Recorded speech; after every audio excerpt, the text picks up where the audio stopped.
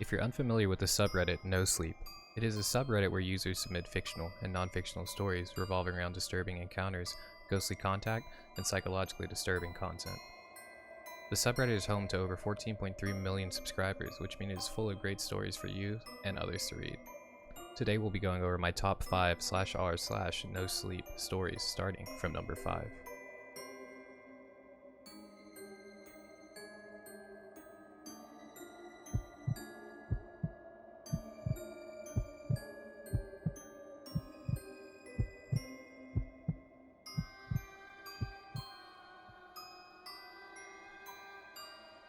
Number 5 in our list is Manpig, submitted by user Amanda HRK. They called him Manpig because of the ghastly snout-like cleft in his chin and a chronic lung disease that left him with a raspy voice which tumbled out of his mouth as he grunts and squeals, like a pig. Naturally, it wasn't exactly a term of endearment. See, Manpig and I were friends together in school, and so as a personal witness to the hell that he was put through by the other kids, it wasn't strange to see flocks of mean teenagers buzzing around him, stripping away at his dignity like woodpeckers with their nasty barbs. And that was when he wasn't busy getting his already unappealing face rearranged by others, all simply for being who he was. Can you imagine what that's like? To have violence heaped on you for simply existing? To be used as a stepping stone for someone looking to climb the social ladder? Things weren't better at home for him either. A mother who was addicted to meth and an abusive alcoholic father made up his family. And I'm using that term very loosely here. It wasn't a surprise to any of us who knew him that he couldn't make much of his life at all. In fact, it was a damn near miracle that he had survived decades of abuse and turned into the kind-hearted man people eventually came to know him as. Years after the rest of us have graduated, gone to college, or moved on with our lives, Manpig chose to go back to our high school to work as a janitor. He chose to shuffle through and clean the same hallways that had so tormented him. Maybe he was trying to exorcise old demons. I don't know. What I do know is that he happened to be there when my son was going through the most difficult period in his life. It was a cruel twist of irony that my son ended up facing the exact same sort of bullying that I had been a mute spectator to back in my own youth. And that too by the children of the very same people who harassed Manpig back in the day. Just a vicious cycle of rage and hatred. I was forced to contend with the same apathetic attitudes I myself had embraced all those years ago, forced to rage against the same ineffective institutions that had turned a blind eye to Manpig's abuse. Day after day of running around helplessly, trying to put an end to my son's bullying, made me finally understand just how deep the rot was in our community. Yet I couldn't do anything but watch the spark go out of my son's eyes as he turned into an empty husk, a pale shadow of the bright stream of sunlight he used to be in my life. Believe me, I tried everything I could to bring the torment to an end. I approached the school authorities, his teachers, the school counselor, the principal, but to no avail. They fed me platitudes and assured me it'll stop, but it never did. I spoke to the parents of the 4 boys who were the worst of them all, pleaded, threatened to call the police. But it only ended up making things worse. My son started hiding his cuts and bruises. My efforts to help him had resulted in him pulling away from me. Manpig was a godsend at a time like this. He lent an ear to my son when he needed confidence the most. Perhaps it was due to the fact that Manpig had been through the same shit he was now going through, but my son found it easy to open up to him. To this day, I think those conversations were a major part of my son not taking a disastrous step. They bonded well, and now my son has come to look at Manpig as an uncle-like figure, who in turn completely broke down when my son's torment was escalated. I was in office when I got that call that day. I remember how the coffee mug dropped from my hands and crashed to the floor, some of its shattered pieces bouncing off the tiles and landing on my shoe. I remember being in a daze as I walked out of the building, got into my car, and drove to the beginning of the bike trail in the woods behind the school, now cordoned off by yellow tape. I remember shoving aside uniformed police officers and retching when I finally saw him. How broken and bloody he looked. How his skull had caved in at a point. I still have nightmares about my son's body lying in that dirt track out in the woods. We all know who did it. But knowing something isn't the same as proving it in court. And besides, those 4 were kids, juveniles. Even if they were to get convicted, the justice system would just spit them back out in the streets in a couple of years. No, justice needed to be served here. And it wasn't coming from the varnished furnishings of a courtroom. Things needed a bit of a medieval touch. Once again, It was Manpig who swooped down like an angel and saved me from doing something irreversible. If it hadn't been for him, I'd be rotting in some dank prison cell right now. He showed up at my house 2 days after my son was killed, crying and blubbering in his usual grunts and squeals. I'm so sorry, he wheezed, his chest getting racked with sobs and hiccups. I couldn't help him. He whistled a breath out of his blocked nostril. I should have been there. Should have stopped them. I wiped tears off my eyes and let him in. We talked about my son over a bottle of liquor and through a haze of cigarette smoke, quickly hatching a plan for revenge. No. Justice. We hunted them down one by one, under the cover of darkness. Through the shadows, we moved like death incarnate, stalking our prey. Once again, I couldn't have done this alone. Creating alibis, picking the right tools, cutting through chain link fences, getting rid of blood-soaked clothes. Manpig guided me through it all. Even when I was quaking in fear in my car, vomit stuck in my throat, wondering whether I had it in me to do it or not, he was there right beside me, patting my back and whispering that I could do it. For my son. For my boy. Lost to the abyss far before his time. By the fourth one, I was pretty used to it all. The sound of the golf club hitting the back of the kid's head, how my muscles stretched with each swing, the mist of blood and brain matter swirling in the air, the eyes rolling back up into the skull, the way their knees buckle as they collapse to the ground. I felt nothing. Fear, sadness, elation, nothing. Just glad that it was done. Over. Little did I know that a lifetime of nightmares was just about to start. He walked into the precinct and just confessed. The reporter's voice played through the TV. The infamous local serial killer responsible for the murder of multiple kids. I felt a lump in my throat. Manpig's grainy face was plastered on the screen, a hideous, monstrous thing. A breath escaped my lungs. He'd done it. He'd taken the fall. One last gift for the father of the boy he'd cared for. He knew that the cops wouldn't have stopped hunting, knew that we weren't perfect criminals, and that sooner or later we'd be caught. So he took it upon himself to put a stop to that bleak future by sacrificing himself. Or at least that's what I thought. Pictures of the victims started flashing on the TV. 5 of them, including my own son. My head swooned and I almost blacked out. I grabbed my car keys off the counter and ran out the door, each stride sending a knife through my heart. Slipping into the driver's seat, fumbling with the keys and sweat soaking my clothes, I tried to make sense of what I had just seen. Surely there was a mistake. Surely they'd gotten it wrong or were just trying to pin my son's murder on him as well, to tie up loose ends with a pretty little bow. They let me meet him. A cramped, cold, dimly lit cell. He stood up when he saw me, walked towards the thick bars, wrapped his bony hands around them. A noise erupted from his throat, grotesque mixture of grunts and squeals, exactly like the one he'd made when he first saw me after my son's death. And that's when I understood what that sound actually meant. That when he met me that day, he wasn't crying. No. He was laughing at me.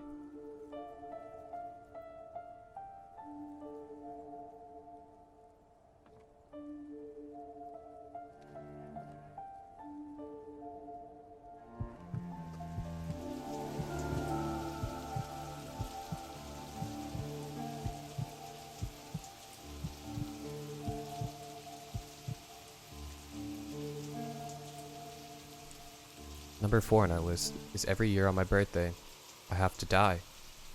Submitted by user Richard Saxon on the NoSleep subreddit. I died for the first time on 18th of August, 2006. It wasn't a particularly pleasant death, but nor was it the one that I expected. It was simply the random act of violence that destroyed my life, and it came out of nowhere. We were just relaxing at the pub, enjoying a few drinks after a busy day at work. It was my turn to buy a round of drinks, so I was trying to get the attention of the bartender. I felt someone punch me in the side. At first, I thought someone had just hit me.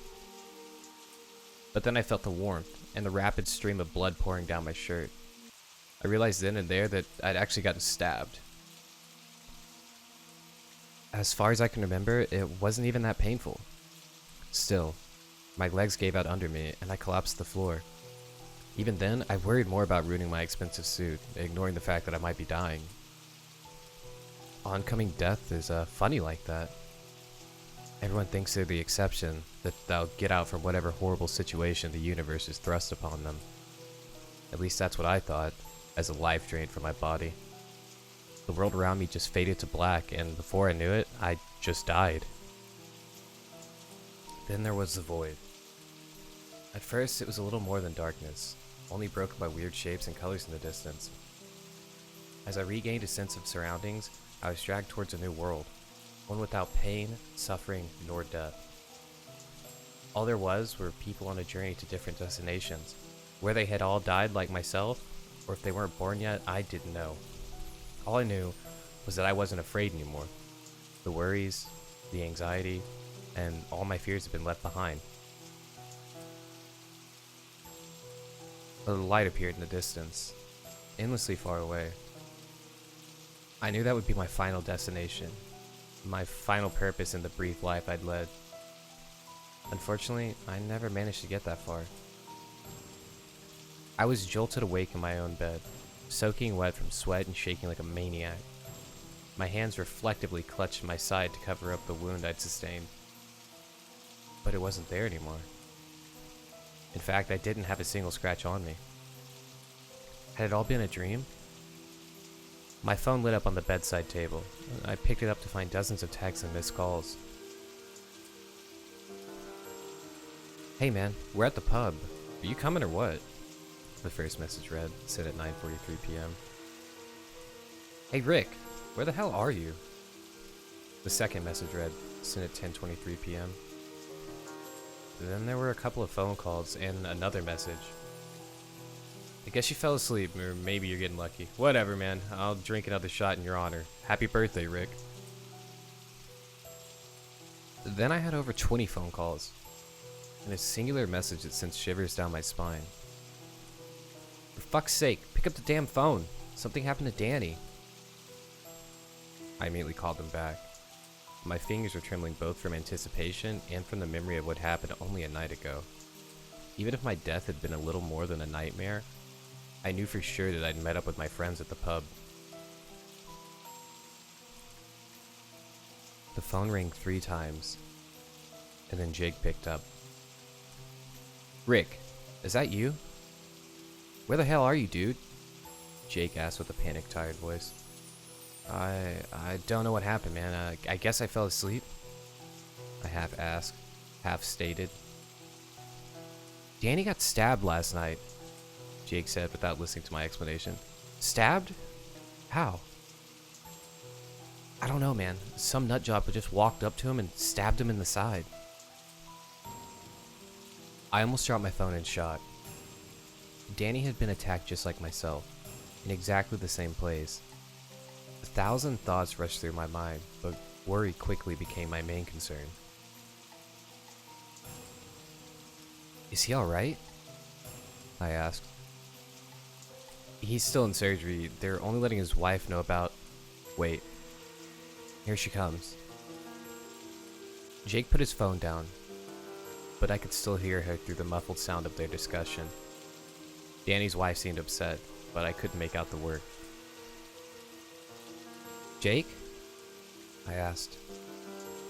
He's dead. Danny's dead. The next few moments turned into a blurry haze of information. We'd all known Danny since we were kids, and now he was just gone. The murderer never even made it out from the pub.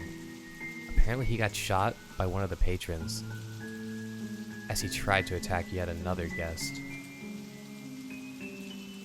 Still, I just couldn't shake the feeling that I was supposed to die that night.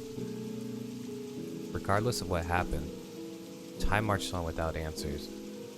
Some of our co-workers quit after Danny's death, trying to hopelessly move on. I really didn't blame them. I also needed some distance. I never even told them about what I experienced that night. It probably wouldn't have helped them anyways. A year passed, and I hardly really spoke to any of my friends. I started to get some semblance of normalcy in the wake of Danny's death, but that would all come to an end on the 18th of August, 2007. My birthday had arrived yet again, and I had absolutely no intention of celebrating it. Instead, I called in sick to work, bought a bottle of whiskey, and spent the day playing video games. By the time day had given way to night, I'd almost finished the bottle. Even as a rather large guy, the alcohol had hit me hard. At around 9 o'clock, I just passed out in bed, awaiting a horrible hangover in the morning. Only woke around midnight, when I heard the front door forcefully break open, followed by footsteps and whispers. I tried to get up, still pretty drowsy from the alcohol. As I took one step out of my bed, it slipped and came tumbling down the floor. It produced a massive crash, loud enough to alert whichever intruders had broken in. I thought you said no one would be home, a man stated angrily. Don't worry about it, man. I'll go deal with them. The footsteps moved quickly in my direction. I tried to lock the door, but they were too fast. Kicking it open knocked me back into the ground. A masked man entered my room, holding onto a gun. He only spoke a single sentence to me before pointing the weapon at me and pulling the trigger. You should have stayed quiet. Unfortunately, the man was a horrible shot. He'd aimed at my head, but had hit me in my throat instead. There I lay, drowning my own blood as I desperately gasped for air. I couldn't crawl away, and I couldn't call for help. I died on my bedroom floor on my own birthday, just as I had a year earlier. Once the life finally drained from my body and the god-awful pain ceased, I was back in the world beyond. I walked through the same colorful dimension that lay just on the edge of life. I admired the shapes and colors as they passed. In the distance, I saw a tree with branches stretching endlessly far from its trunk. From each dripped branch dangled a person, real, but not existing in our world. I wanted to visit them, but that wasn't my destination, because just like before, I would awake in my own bed, unharmed by the events from the previous night. My phone buzzed, and I was filled with unfathomable dread. I still couldn't quite believe it, but I started to understand that someone would take my place in death. Hello? Rick, it's Dad. Your mother, she passed away last night. A lump formed in my throat. I knew what was coming next, but I just had to ask. How? What happened? The police say it was a burglary gone wrong. I don't know. I was working late and I should have been there. The discussion trailed off from there. My dad was distraught and could barely form coherent sentences. He blamed himself for not being there, but I knew the truth. It was my fault. During the next 2 months, he fell into deep depression. I couldn't blame him. He just lost the love of his life. I moved in with him just to help him pick up the pieces. He put on a strong face, trying his best to keep the ship afloat, but I could tell just how close he was to breaking down. If only I'd been there, he said. It wasn't your fault, Dad. Had you been there, you might be gone too. You don't know that, he responded. But I did know, because the burglars weren't ever supposed to visit my parents' house. They were supposed to kill me. I had to come clean. I had to let them know the truth. But how could I? Half a year passed, and the secret ate at me. After everything that had happened, I still didn't know how to explain it. Still, I decided it was time to share my curse. Dad, can we talk? Yeah, what's going on? He asked with a worried expression on his face. He knew me well, and he could tell a heavy burden was weighing me down. I started by telling him about my first death, down to the smallest detail. Of course, it matched everything that people had witnessed in the pub that night, even the location of the stab wound. I told him Danny had taken place in my death, and that I felt guilty. Naturally, he was skeptical at first, but then I told him about my mother. I didn't spare him any details. I told him where I'd gotten shot, that the door had been broken down, and that there were 2 robbers. Every detail matched perfectly down to the letter. I'm so sorry, Dad. It was my fault. I killed her. He just sat there in silence, processing what I just told him. No, son, it wasn't your fault. I was confused. There wasn't a single ounce of anger in his words, only overwhelming empathy. How can you say that? She didn't have to die. What if it happens again? I asked. Then we'll get through it together, he responded. He stood by these words, even as my next birthday rolled around. That death was more tame. I just slipped in the shower and broke my neck. The last thought that went through my mind as I left the world for a 3rd time was, how fucking cliche. Once again, I woke in my bed. I called out for my dad, making sure he was still alive, horrified that he might have taken my place. I couldn't even breathe until he came rushing to my side, asking me what had happened. I broke my neck, but I'm fine, I think. It took a while before I figured out who had taken my place at that time. But once I heard that my boss had died, something broke inside of me. He was the kindest man I'd ever met, and just like myself, he'd slipped and broken his neck. That was the final straw. It wasn't some bizarre coincidence I could brush off, nor premonition. I decided then and there that I couldn't live with the responsibility. I had to put a stop to it, even if it meant giving up my own life. I figured that if I took control over my own fate, and killed myself outside my own birthday, maybe I could prevent more people from dying. First, I left behind a long letter to my father, explaining why I had chosen to leave. I couldn't face him in person. I knew he'd just try to talk me out of it. But it was something I had to do. I couldn't allow any more people to die on my behalf.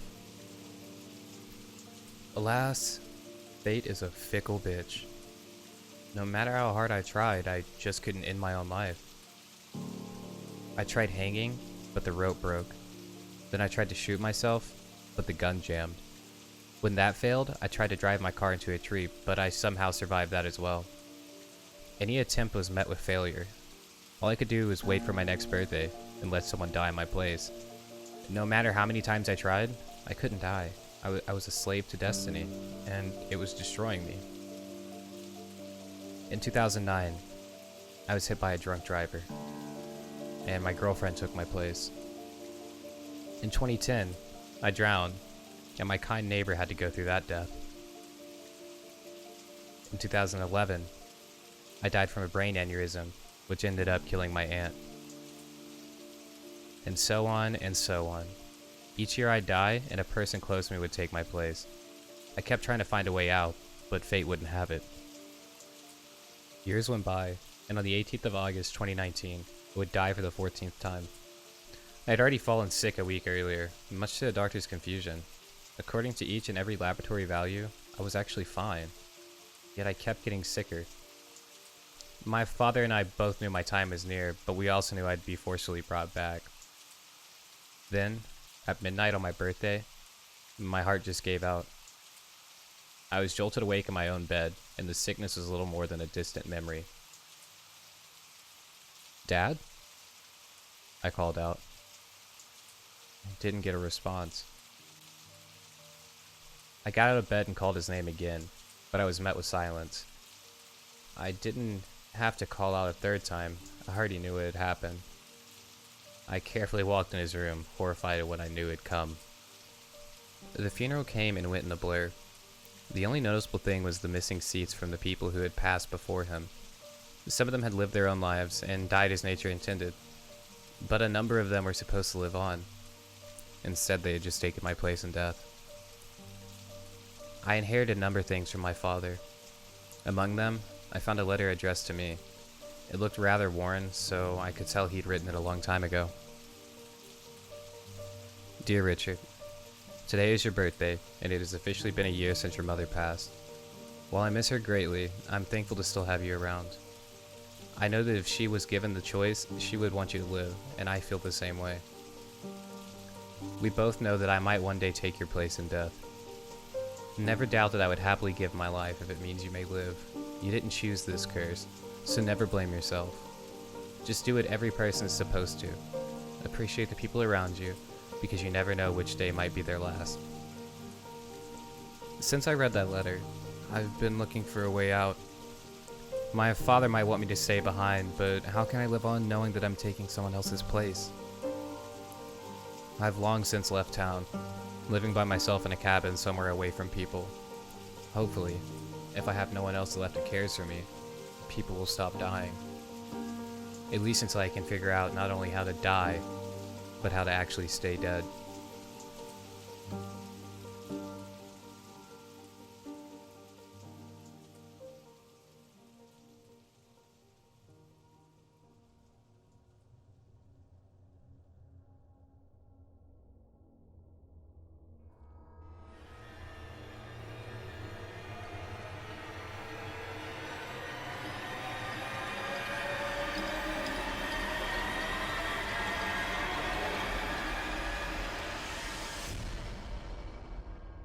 Our next story on the list is plot holes. The day I found my first hole was the day my best friend came back from the dead. We were in high school and stupid. Jake was his name, and we liked to go out to his old abandoned house in the woods after school to just screw around, do stupid teenage things. It was a pretty big place, to be honest. 2-story house with a basement, or 3 stories if you counted the small attic above it. The story is supposed to go that an old woman was building the house years and years ago in order to get away from the city life, but for some reason, she never finished it. She probably died. Anyways, the house is pretty close to completion when she stopped, but nobody bothered to finish it, and now it just sits there, rotting away. So Jake and I would just go to the house and just screw around, scaring each other or exploring the place, whatever we felt like. Usually we were careful. Or lucky, but nothing ever happened to make us worry. Then the floorboards broke under Jake's feet when we were exploring the 2nd floor and he fell. I never realized how bad the condition of the house must have been because when he hit the floor, that broke too, and then he fell into the basement. I ran down, I looked through the broken hole in the 1st floor. It was dark, but we usually had the foresight to bring flashlights. So I shined a light in on him, and I'll never forget what I saw. One of the boards, or something, must have fallen at just the right angle that when Jake hit the ground, it speared up right through his stomach. I could see him shift and try to grab at it. I even heard him gurgle. And then he stopped. He was dead. I was sure of it. Our stupidity got him killed. I was in shock. Didn't know what to do. So I just ran. I ran out of the house and left him there. It was about evening when I got home, and I went straight to my room. I didn't talk to anybody. Didn't stop for anything. I just wanted to curl up and try to forget that scene. My parents tried to talk to me, but I feigned sleep and they just went on. Later that night, we got a call from Jake's parents asking where he was. They actually woke me up for that one, and I just had no idea. The usual, well, if you see him, please let us know, came afterward, and I just nodded before I went back to sleep. The next day was school, and I went through the morning ritual in a bit of a trance. I didn't want to go, but I couldn't stay home. I was pretty sure Jake's parents have already suspected something of me, so I went. School was just like usual. People screwing around in the morning and talking. I went up to my normal group of friends that I hung out with before the first bell rang, and my heart stopped. There was Jake. He stood there, just laughing and being his normal self. When he saw me, he looked over and grinned before coming over. He made a joke, but I didn't hear it. I just continued to stare. Hey, you okay? He asked, starting to get concerned. Aren't you... Are you okay? Was all I could muster back. Well, yeah. Why wouldn't I be? He laughed a bit, but gave me a weird look. You don't know anything? I tried to phrase it as delicately as possible. I didn't want anyone else knowing. But I figured that was enough to clue him in. If it did, he didn't show it. Know anything of what? He responded, and then the bell rang. He said bye and gave me a weird look before heading off to class. I just stared after in shock. Why was my friend here? I saw him die. At the very least, he should be in the hospital, but he was fine. I went to class, but I couldn't concentrate. I just kept thinking about how Jake and how he should be dead. I kept trying to think of how he could have survived, but I just couldn't fill this strange hole of a mystery. After class, I decided I'd check out the house. Jake met me after school and asked if I still wanted to hang out. I told him I wasn't feeling well and that we'd catch up tomorrow. He seemed to accept that and move off. It's not like I wasn't excited my friend was back, but looking at him made something in me cringe. He shouldn't be alive. He should not be here at all. I saw him. So I went to the house that afternoon alone. When I walked in, I could feel something. It was strange but familiar. It was the same feeling I got when I looked at Jake. That something wasn't right and it was just off. However, here, it felt like a lingering feeling. Not this fresh, what the hell, I got when I saw my friend. I stepped forward and looked down. Sure enough, there was the damn hole he fell through. I let out a sigh of relief and bent over, so I wasn't crazy. I slipped out my usual flashlight and shone it down the hole. Yes, there was the wreck I saw him land on, just no Jake. Did he get free? Did he magically regenerate or something?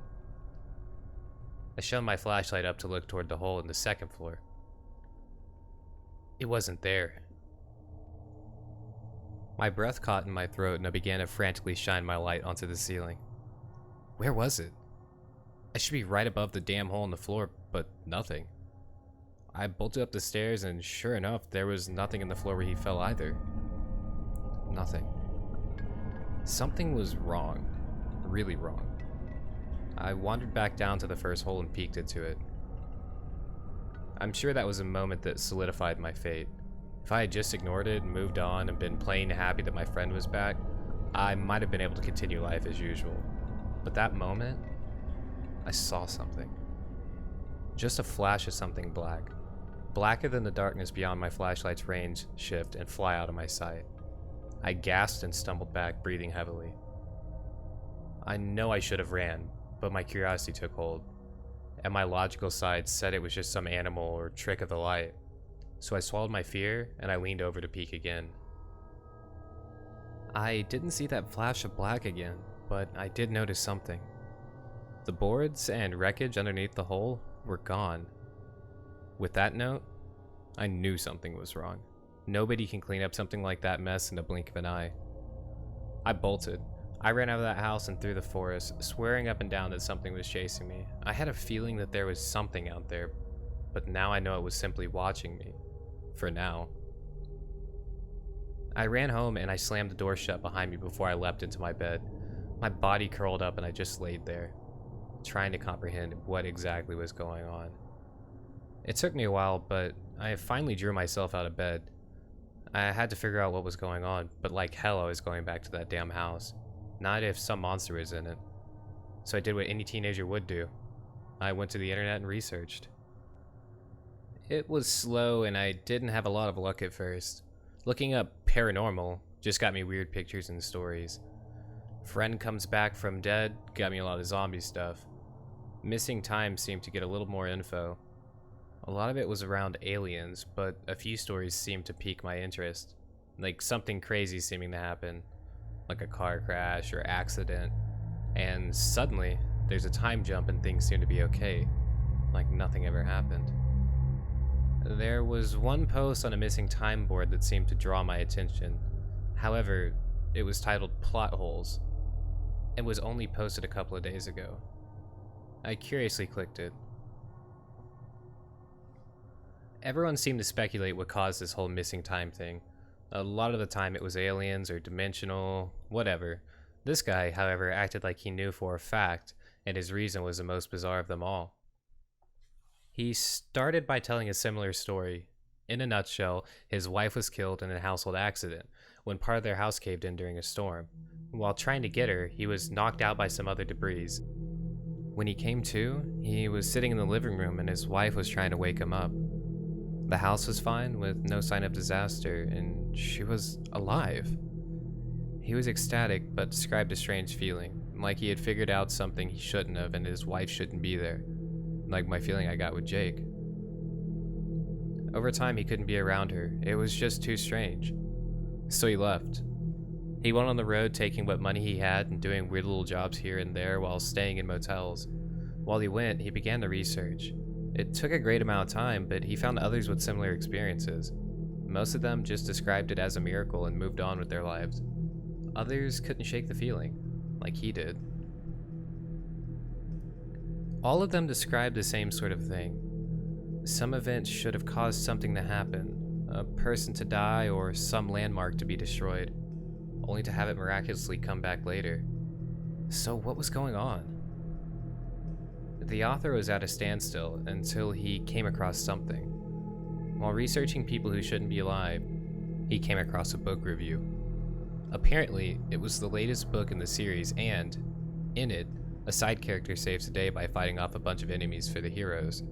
However, in the previous book, by a different author, that character had been killed.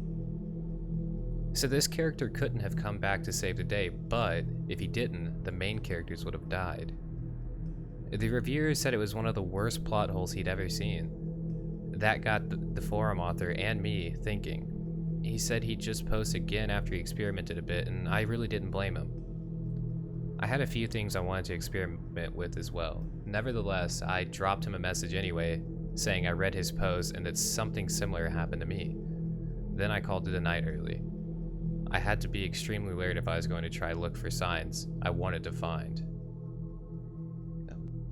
The next morning, I woke up and started my first attempt at looking for plot holes. I know how crazy that sounded, but something seemed to click after reading that review. Someone should have died, but that was ignored so he could do something of significance later. It sounded so familiar. The first few days, I didn't notice anything, except for that weird feeling around Jake. Nobody else seemed to have it. The third day was when I noticed my first plot hole. It was minor, the most minor of details, but it was there. One of the girls in my class went from wearing a skirt to a set of jeans between periods. I know how that seems to make me look, but I'll admit it, the skirt was why I noticed, but to change it to a pair of jeans within 7 minutes while walking across campus to another class, that doesn't make any sense. I guess it was possible, but it didn't make any sense. It was like a costume got wrong during a scene change. After that, it all went downhill. I kept seeing changes everywhere. A sign would be black in the morning, but light green later at night. Or a friend would go from wearing a sweater to a t-shirt when I looked away for a moment. You'd think that people would notice these changes, but nobody did. Maybe it was the strange feeling that I got of something being off after the accident with Jake, or perhaps you just had to be looking for them. But, as I kept looking, they were everywhere. It was about a week and a half before I got a response back from the Plot Holes author. He introduced himself as Dennis and apologized for being late to respond. His reason why? He had gotten caught up in observing plot holes. He was noticing the same things I was. This is the first time I've ever actually spoken to this guy, but the changes he described matched mine to a T. Except for one thing. After noticing a misspelled sign above a store late at night, he turned away for a moment to look back and saw a shadowy black figure floating by it. It was hazy, like looking at the figure through the fog that just wasn't there. But after the being floated away, the spelling error was gone. A shiver went down my spine. That seemed too close to whatever I might have glimpsed at in the house. I hadn't seen it full on yet, but then now I knew what I was looking for. I wish I hadn't. It wasn't long before I began to see them. You had to look at just the right moment, I found out. When it seemed like nobody else was watching or paying attention to that little area you just noticed, then you could make it out. A shadowy haze of a being, seeming to be dressed in a long black robe with a hood, messing with it until it changed. I saw one fade my friend's t-shirt to a jacket/shirt set on a cold day in class. And I saw another change an entire stack of books at the library into a completely different set before they were picked up by a student. Nobody noticed them, just like the holes. It was like you had to be on that wavelength to notice. I'd been conversing with Dennis a bit online, and he agreed with that idea. It seemed that you had to notice one to start seeing the others. If you could brush it off, then your life would go on. But if you're the curious sort, then you were like the two of us. You just keep seeing them all the time. I was starting to go crazy. I couldn't say anything to anyone, and Jake kept bothering me about why we never hung out anymore. I just couldn't look at him. He wasn't natural. But I realized it wasn't him. It was those things that brought him back. Maybe he had some destiny or something, but I had no idea. Things took another turn when I was having a Skype conversation with Dennis. He asked if they noticed me yet. I told him no, and then he got quiet for a long time. After some bugging, he finally responded and told me one of his friends that was helping him look into this occurrence was gone. Nobody even seemed to remember his existence. When he went over to his friend's house, Dennis found it relatively neat save for a few items thrown about. As he explored, the belongings that were out of place began to find themselves back into their position.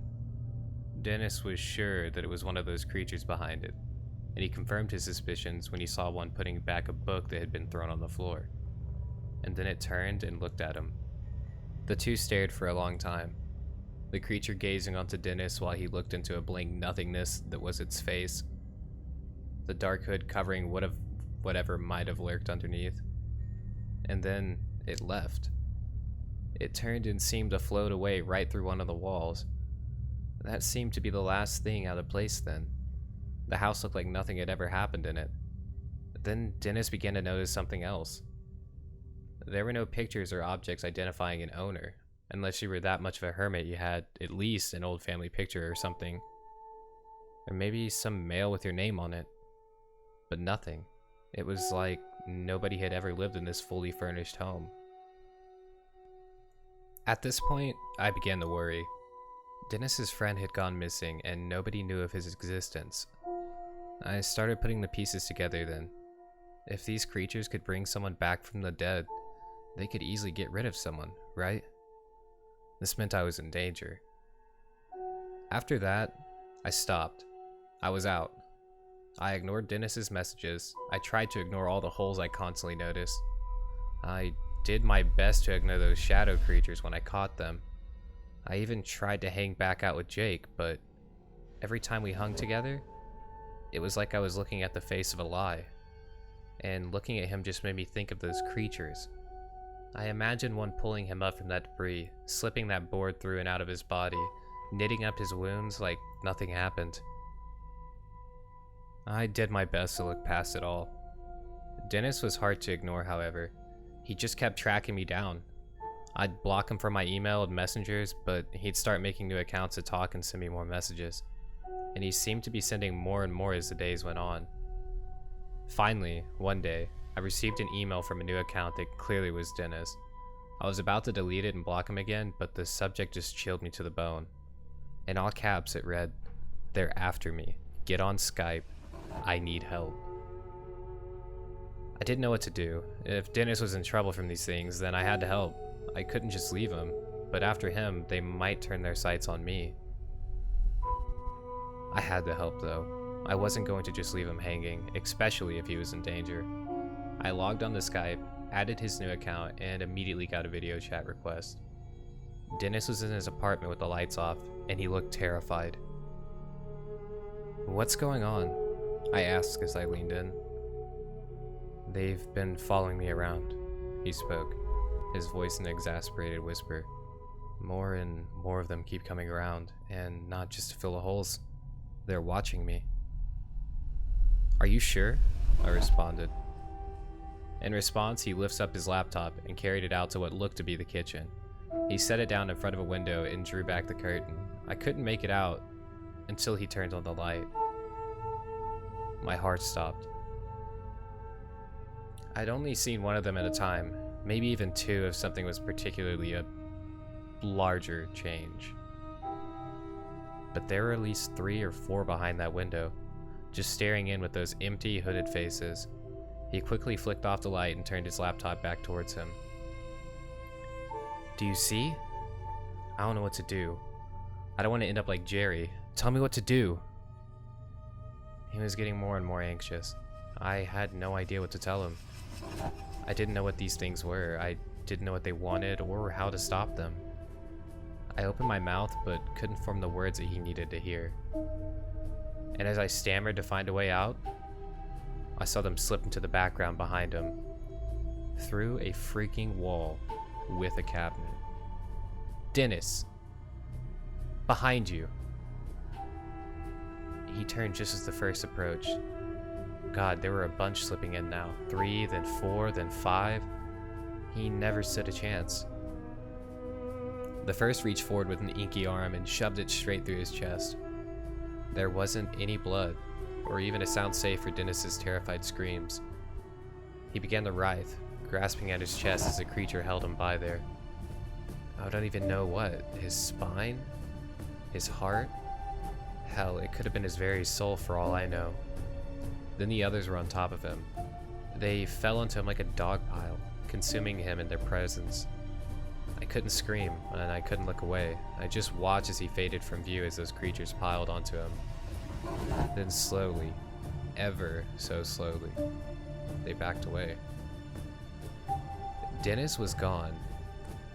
I bit back tears as I saw the empty space he had been in. I knew what had happened.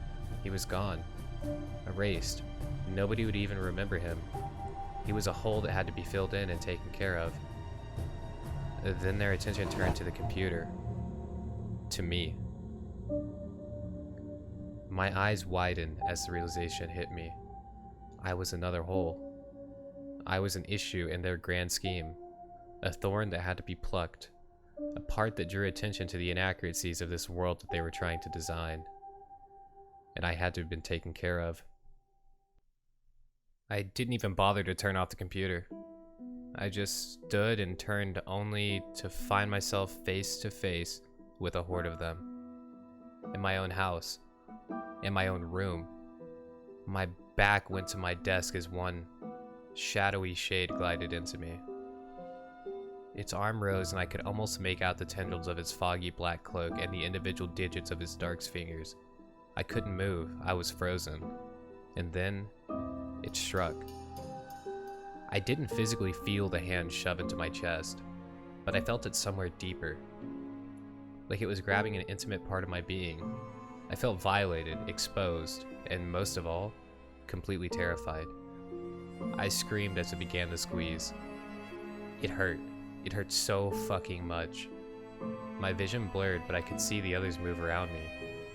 They filled in a circle around my body, regardless if there was something in their way or not. They just glided through like those things weren't there. And then they fell upon me. Black hit me from every side. I screamed, but no sound came out. I could feel that hand wrenching back, pulling something so personal to me away. My body felt limp, and then I started to feel nothing. It inched along my limbs slowly, turning feelings of cold, pain, terror into absolutely nothing. I could only describe it as feeling of being erased. There was feeling, a strong feeling, and then nothing. It slowly inched along, riding up along my arms and legs until it consumed my whole being. The pain faded along with it, with the sounds of the world and my vision before me. Soon, nothing was before me but pure blackness. I was gone. I knew it. I was dead. Or worse, I didn't exist any longer. Stretched out before me was nothing but darkness.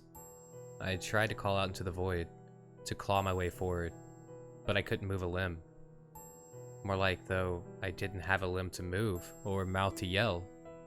I was just an essence, a leftover floating, endless void of nothing. I'm still there, in pure nothingness. I can't move, or I don't think I have anything left to move. It's gone. Every part of me is gone. I wonder what happens now. I wonder what Jake's destiny was. I also began to wonder if this was death or something worse. A punishment for sticking my nose in places it shouldn't be. Is this death or pure erasure? I'm sure Dennis is feeling the same things I'm feeling. I can almost imagine him too, floating in the same void. Maybe one day we'll meet each other. It's a hope that I try to keep alive. It keeps me saying that I might one day not be alone here. That's the end of my story. I wish it was better. I wish I could say I fought back and saved myself. At least, that I was on the run. But some plots don't have happy endings. However, I'm sure I've left you wondering one final thing. If I'm dead or erased, then how could I have written this? Well, my poor friend, you've just discovered your first plot hole. Be wary if you see any more.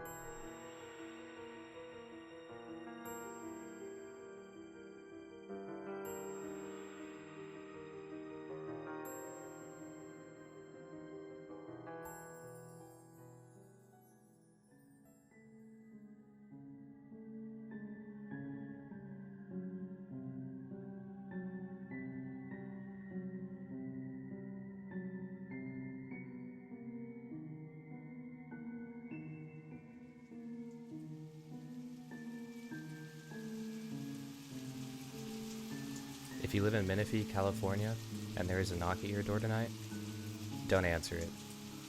More importantly, don't leave anyone alone in the house by themselves. Get your phone, call the police, and stay together. I'm writing this as I'm sitting in the police station questioning room as a warning, so that what happened to me last night won't happen to you. I live on my own in suburbia, nice little neighborhood. The kind of place where kids will be playing out in the street with parents doing yard work when you pull into your driveway.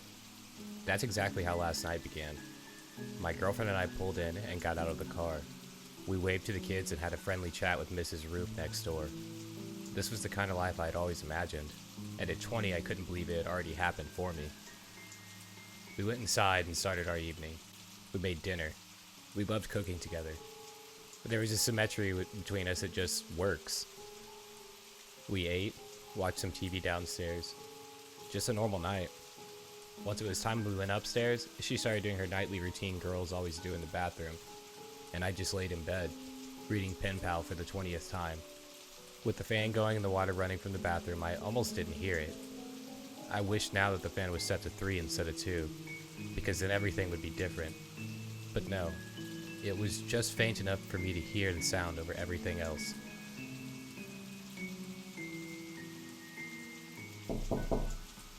I reached over and clicked the fan off. I waited for a moment listening. God damn it, I thought. I put my book down on the nightstand and got up. I grabbed my zip-up off the chair and threw it on. As I walked out of the room, I could hear my girlfriend starting to say something, but I wanted to get rid of whoever was at the door first. I slumped down the stairs a little pissy, thinking that it was another solicitor trying to sell me glass cleaner. I was gonna have a fit. I zipped up the jacket as I flicked on the light next to the front door. I looked through the peephole, but it was pitch black. I flicked the outside light on, still pitch black. I figured the light bulb had gone out, as I've had problems with it before. Reluctantly, I twisted the deadbolt and opened the door. Nothing. No one was there. I poked my head out to look around. The yard and driveway were completely empty. Looking back, I made so many horrible mistakes. I stepped out onto the welcome mat. The streets were empty and silent, minus the hum from the streetlights. I scoffed and figured it was just the kids trying to play a prank. I turned and walked back inside. After relocking the door and heading for the stairs, I started to have a feeling. Something just didn't feel right in my stomach, and I knew that only one thing was going to put it at ease. Food. I walked down the hallway into the kitchen and flicked on the light. Opening up the fridge, I started to scan the shelves for something pretty quick and easy to eat. I settled on one of those wafer peanut butter and chocolate bars you can get at the dollar store. I keep them in the fridge so they don't melt in my hand when I'm eating them. I peeled back the plastic wrapper, and as I was taking my first bite, I noticed something odd out of the corner of my eye. The window above the kitchen sink was open. I'd never opened that window for the entire time that I'd lived here. I thought back, trying to remember what it could have opened. And then I recalled her saying that she was feeling really hot while she was doing the dishes. She must have opened it herself to try to cool off. I walked over and slid it shut, and finally made my way back upstairs. I walked back into the bedroom and the water was still running. I went to the entrance of the bathroom. "Did you say something earlier?" I began to say, but stopped. The bathroom was empty. The water continued to pour out of the faucet. Steam floated up, clinging to the mirror. I stopped the water and turned around to scan the room. She wasn't there. "Amanda?" I called out. There was no answer.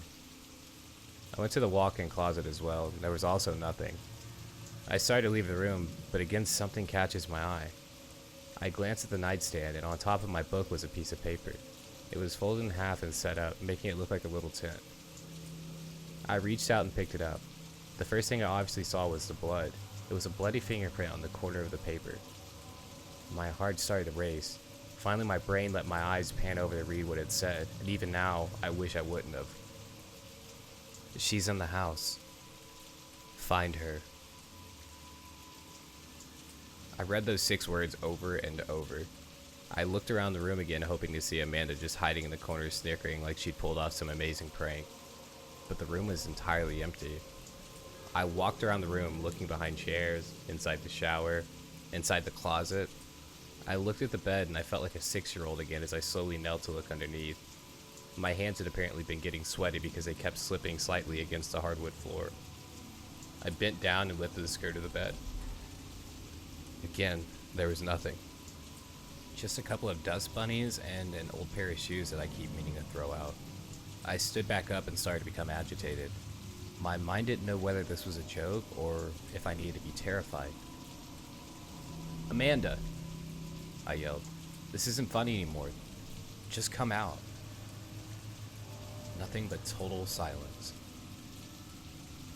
"Look, I'm really freaked out, so please just stop this."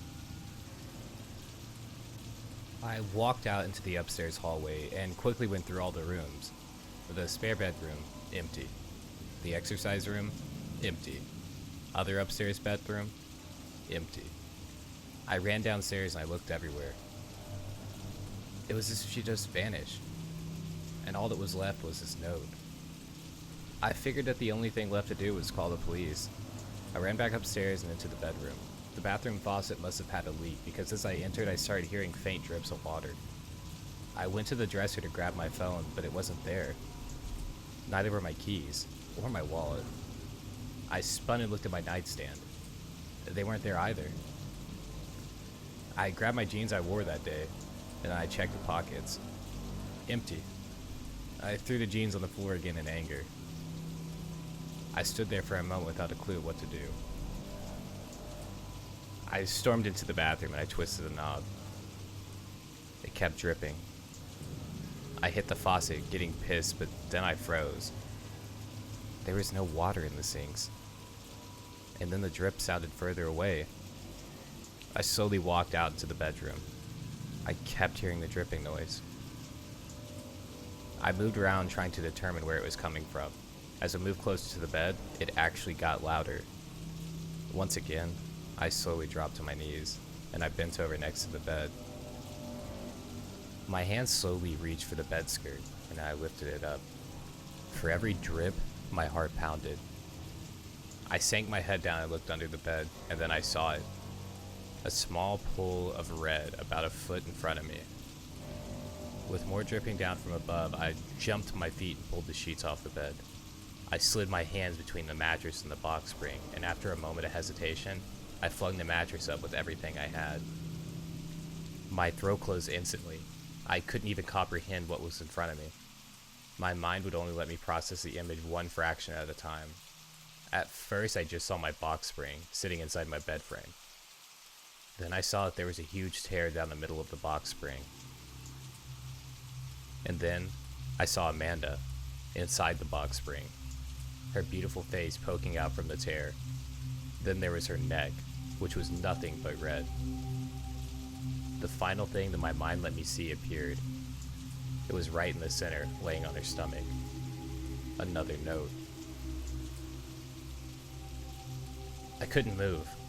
Tears were streaming down my face uncontrollably, but I didn't make a sound. My hands began to violently shake and my knees collapsed onto the edge of the box spring. I reached out and pulled Amanda's body up. My girl, my life, my everything. I wrapped my arms around her and started to scream. The note slid off her, hitting the box spring.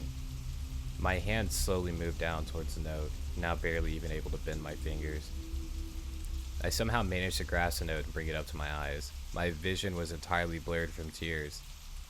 I wiped them against my jacket sleeve and looked at the note. Again, there was the bloody fingerprint. But at this point, it could have been mine. Everything is hazy from these moments. But the words are forever burned into my memory. They're the reason I'm sitting here now. The reason I ran out of my house screaming for help. But where am I?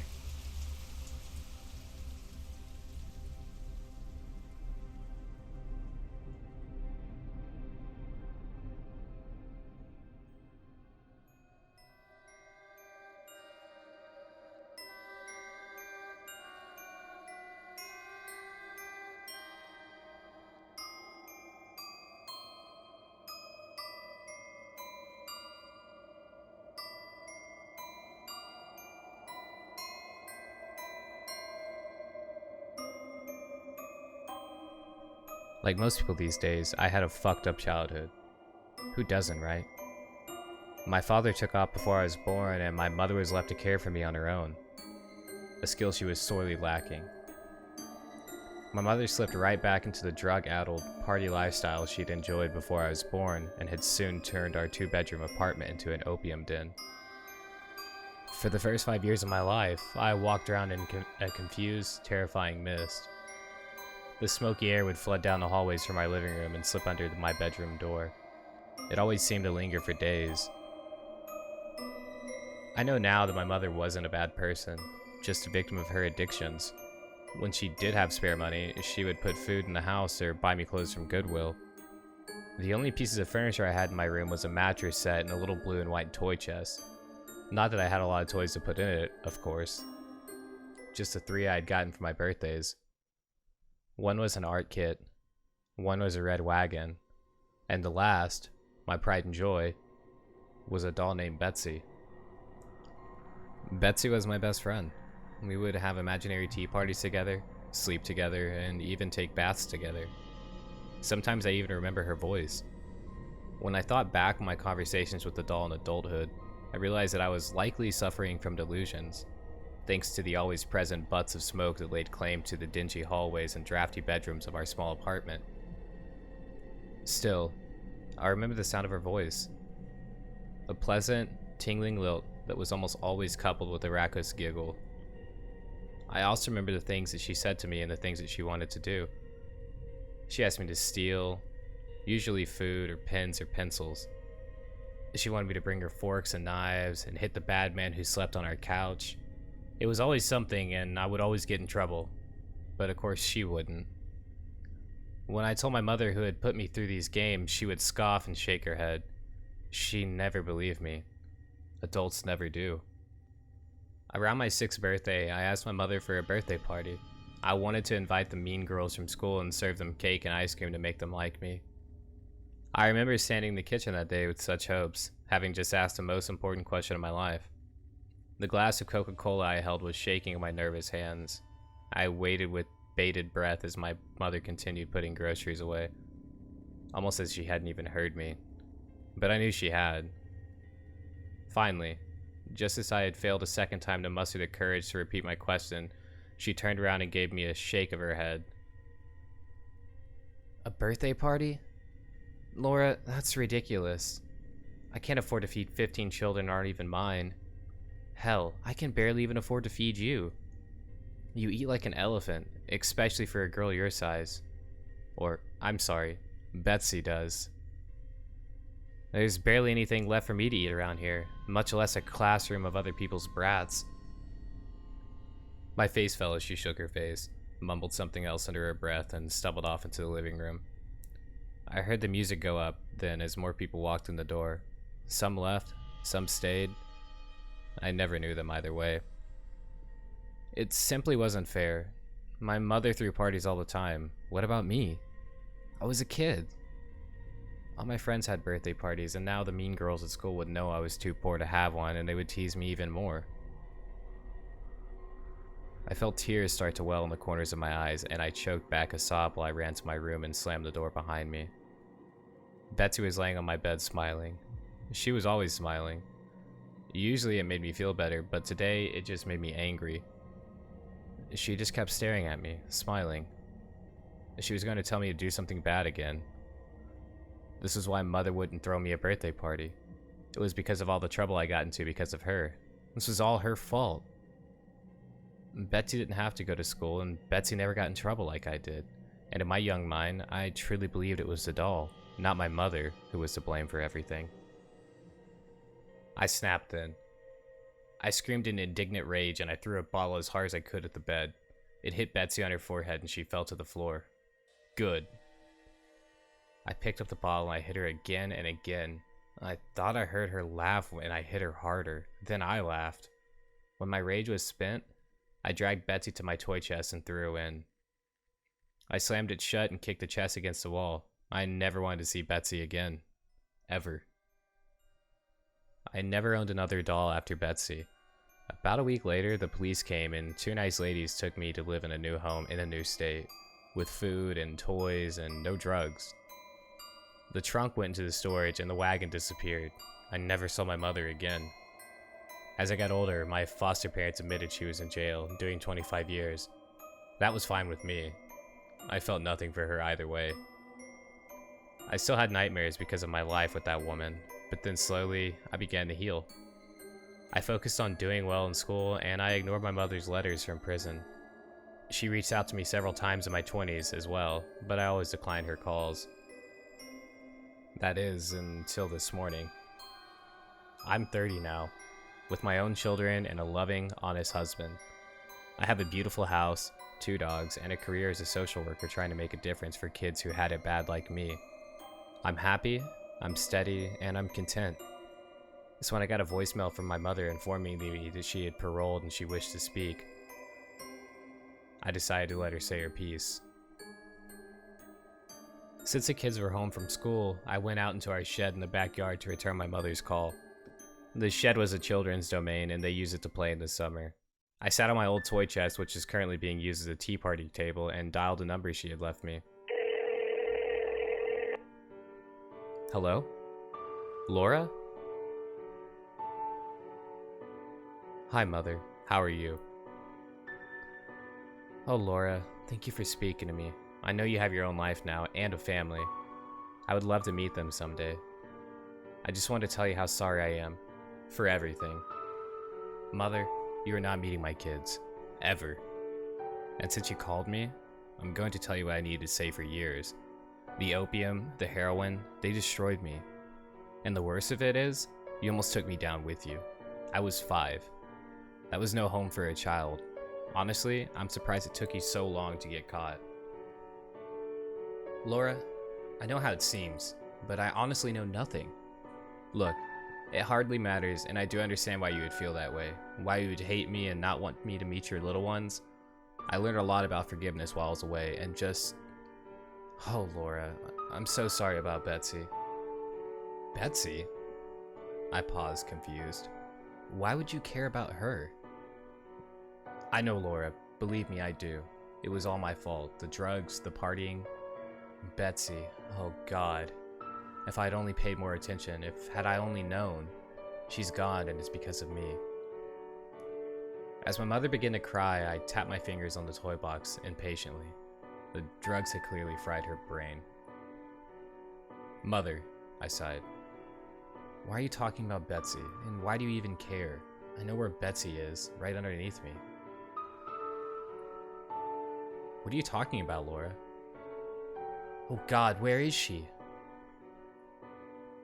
I shifted uncomfortably. Well, Betsy's in the trunk, where she's always been. There was a beat of stunning silence. What do you mean, your sister's in the trunk? Sister? What the hell are you talking about? Back on drugs so soon? That's a record, even for you. Betsy's a goddamn doll.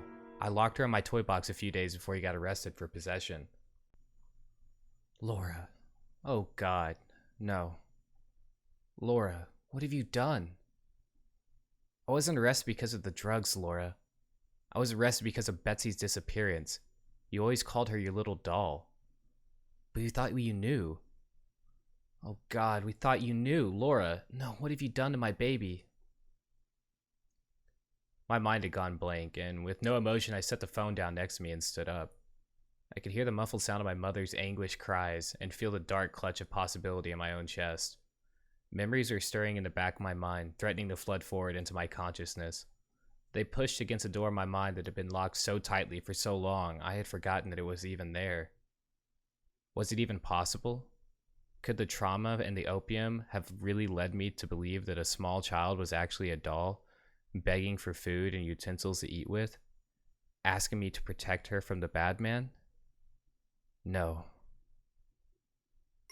I slowly turned around and brought my eyes down on the makeshift tea party table. Surely, it was too small. You couldn't fit a person in there. You couldn't. But then, what about a very small, starving, emaciated child? What about her? Would she fit? Would an investigator even bother looking for a person in this chest? I knew I wouldn't. It was just too small. And I was sure we had opened the toy box at some point over the years, hadn't we? Or had something swimming in the dark recesses of my memories always stopped me? I couldn't remember ever seeing it open. I knelt down to the ground and opened the clasps. It would be better to not look. After all I'd overcome. This new life that I earned for myself, it could all be undone by opening this toy box. I shouldn't open it. I should throw it in the landfill and forget that it ever existed. I should not look inside. I opened the chest. I never had a doll. My mother never could afford to buy me one. I never had a wagon either, for that matter. But I did have a toy box. A pretty blue and white toy box. And when I was 5, I beat my little sister to death, and I put her in it.